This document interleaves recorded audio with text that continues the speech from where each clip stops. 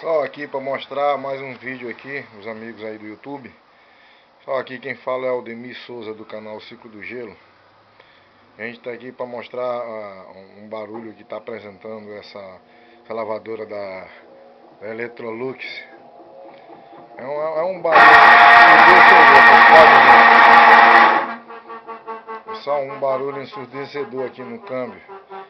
Essa é uma lavadora da Electrolux de 15 quilos. E ela apresentou esse barulho aqui. O cliente nos relatou que a máquina estava fazendo um barulho muito estranho quando ia centrifugar.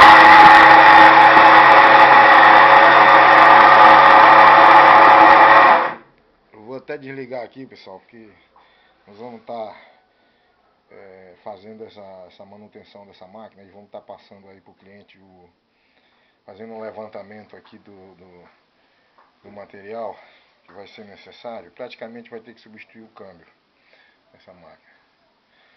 Então a gente vai estar dando continuidade a esse vídeo.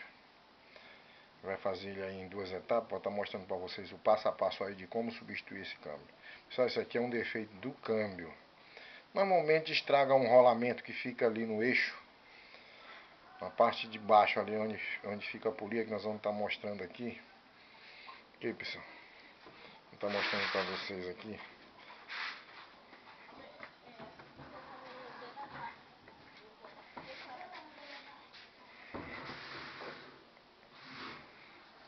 Tá deitando essa máquina aqui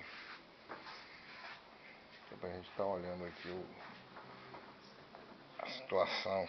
Você vê uma máquina até nova ainda, mas fazendo essa barulheira enorme aí.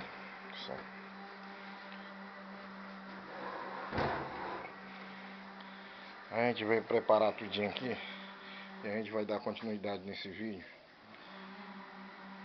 Electrolux nova ainda, mas é aquela situação, né? Quando dá problema aí nesse câmbio aí, que faz esse barulho aí, não tem como mais utilizar o equipamento, não. Tem que encostar mesmo. Aí nós vamos estar passando aqui pro cliente o orçamento. Ok, pessoal? A gente vai fazer esse vídeo aqui em duas etapas. Vou estar mostrando para vocês aí o passo a passo.